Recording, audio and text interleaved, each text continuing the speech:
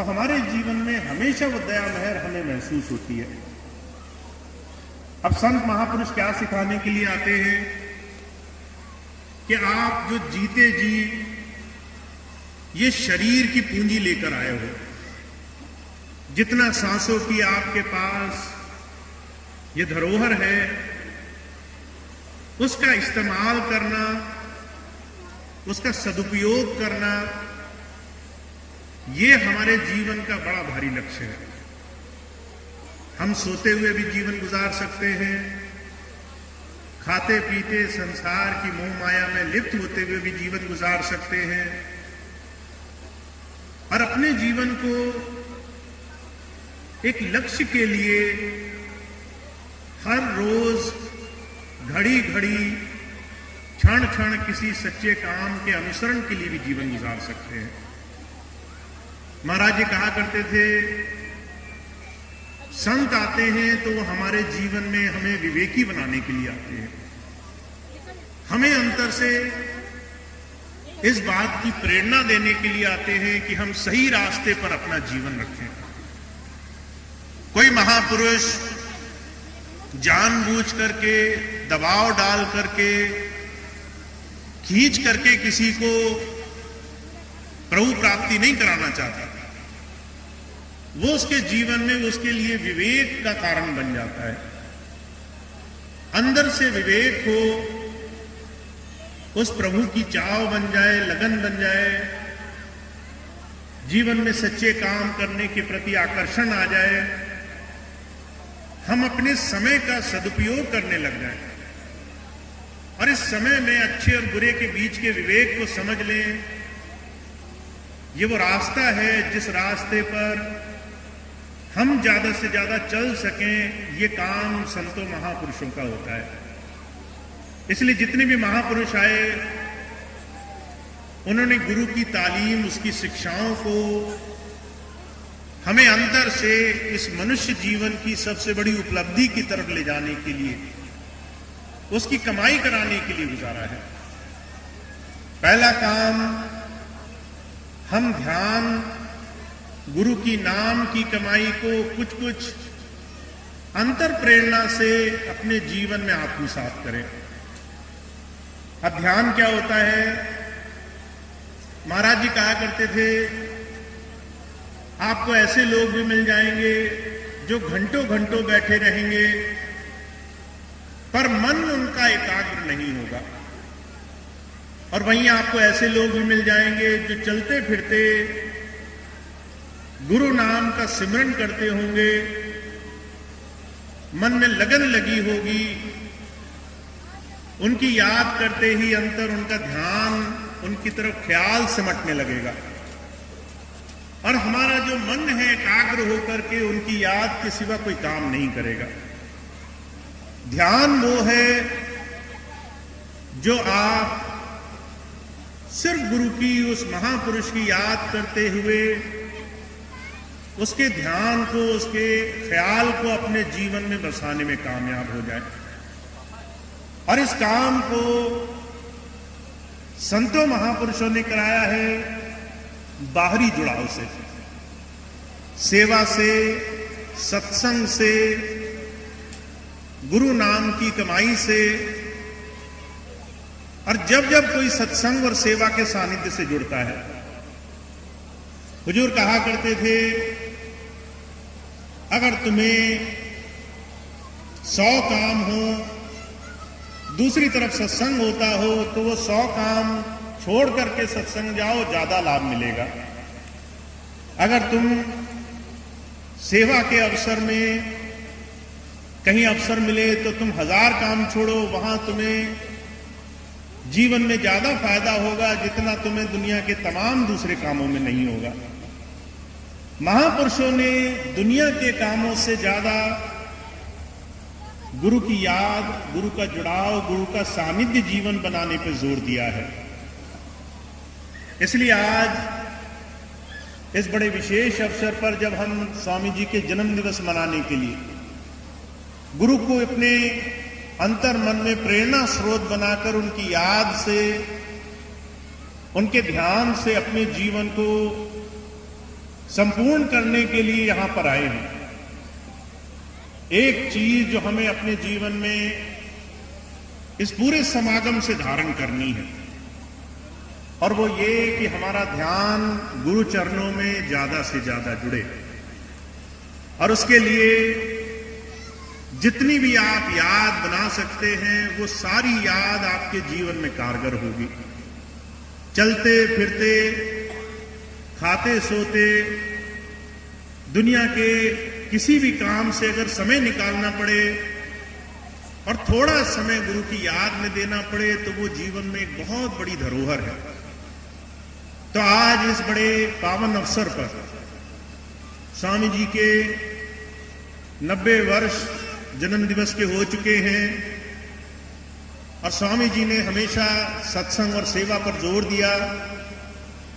हम ये संकल्प लेकर के इस भंडारे से अपने अपने घरों को जाएंगे कि हम गुरु की याद को मनाने का हर रोज साधन अपने जीवन में बनाकर रखेंगे।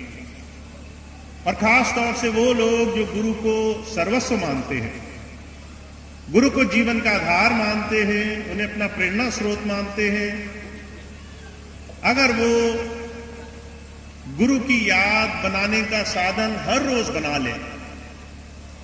स्वामी जी कहा करते थे, तुम्हें घंटों घंटों भजन पर बैठने की जरूरत नहीं है।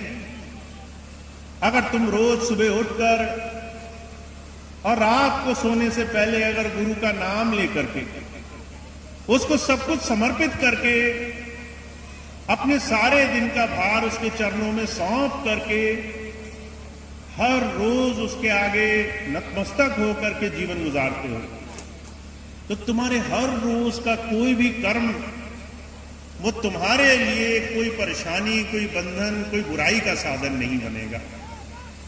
कितने आसान तरीके संतों महापुरुषों ने बयान किए हैं। आप सुबह उठो, 5 बार नाम लो, गुरु को समर्पित करके दिन जीना शुरू करो। जो कुछ हो वो गुरु की दया में है से। फिर रात को सोने जाओ, जो कुछ हो गया वो गुरु के चरणों में समर्पित कर दो। जब ऐसे आसान तरीके हमारे जीवन में आ जाते हैं, हमारी याद जुड़ती है, हमारा ध्यान जुड़ता है, तब जाकर के हमारा ध्यान पक्का होना शुरू होता है। तो महाराज जी और दूसरे जितने भी महापुरुष आए, उन्होंने बड़ी सरल भाषा में उस प्रभु नाम से जुड़ने के सानिध्य रखे हैं। और आज स्वामी जी के जन्म दिवस के इस अवसर पर आप सभी साथ संगत को गुरु की दया से, उनके सानिध्य से जीवन में भरपूर लाभ मिले, अंदर और बाहर खूब खूब गुरु की दया में हासिल हो, इसी बात की मैं प्रार्थना करता हूं कि आपको हर दिन हर घड़ी गुरु की दया से जीवन में हर एक काम बड़ी सुगमता से, आसानी से, सरलता से हो, और आपको कभी एक घड़ी ऐसी ना हो जब ये महसूस हो कि गुरु सत्ता आपके अंग संग नहीं है। तो इतनी बात आज के इस कार्यक्रम में मैं आपसे कहूंगा। आपको मालूम है, एक दिवसीय प्रोग्राम था कल 18 तारीख का ये प्रोग्राम, जो कि सारी साथ संगत को घोषणा हुई थी।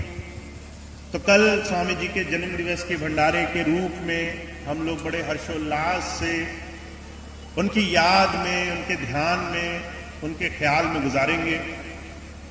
कल का प्रोग्राम होगा। आज का प्रोग्राम आपके लिए बोनस है। जो भाई बहन पहले आए, पहले पहुंचे,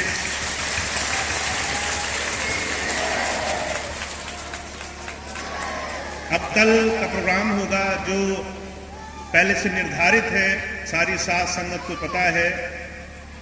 कल का सत्संग प्रोग्राम बहुत प्रेम से, बहुत लगन और चाव से हो। उसके लिए जो भी भाई बहन अपना अनुभव गुरु के साथ बिताए हुए अपने जीवन में से कोई भी बात संगत के साथ साझी करना चाहें, शब्द पढ़ना चाहें, पहले से पहले यहाँ पर अपने नाम लिखा देंगे, क्योंकि कल का प्रोग्राम बहुत खास होगा।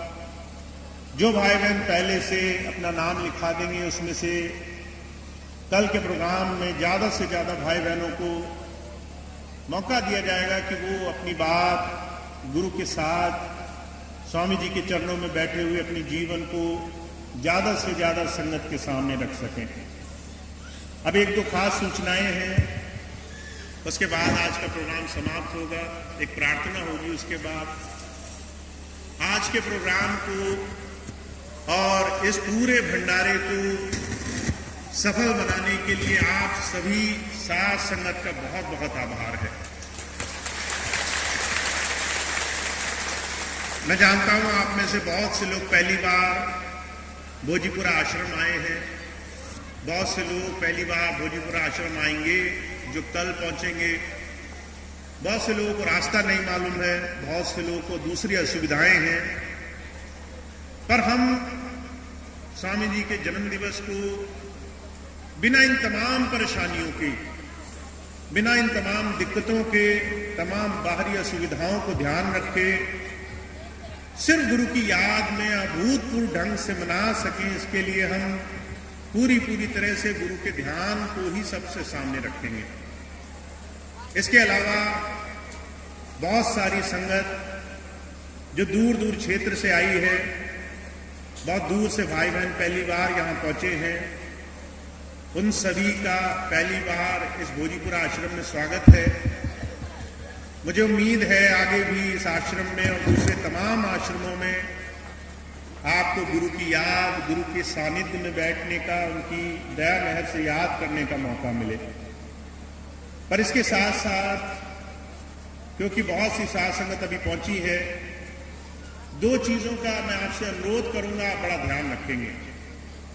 पहली चीज तो ये है, कोई भी माता बहन भाई बच्चों का बड़ा ध्यान रखेंगे, क्योंकि आश्रम है पर है खुले में। अब ऐसा नहीं कि आप अपना एक दूसरे के साथ खूब अपना खुशी में आनंद से बातचीत करने में निकल गए और बच्चे कहीं पीछे निकल गए। तो ध्यान रखेंगे, आश्रम का परिसर बड़ा है पर फिर भी ये पूरी तरह से खुले में है, तो बच्चों का ध्यान रखेंगे। सामने ही सड़क भी है। कल मैंने देखा बहुत से लोग बिना गाड़ियों को देखे ऐसे भाग रहे थे जैसे खेत में भाग रहे हो। तो ध्यान रखेंगे, सुरक्षा का बड़ा ध्यान रखना है। हम आए हैं स्वामी जी की याद में, उनके ध्यान में अपना समय गुजारने के लिए, पर इसका मतलब ये नहीं है कि हम लापरवाही बरतें। तो जैसे ही आप आश्रम परिसर से बाहर की तरफ निकलने की सोचें, इस बात का बहुत ध्यान रखें, बाहर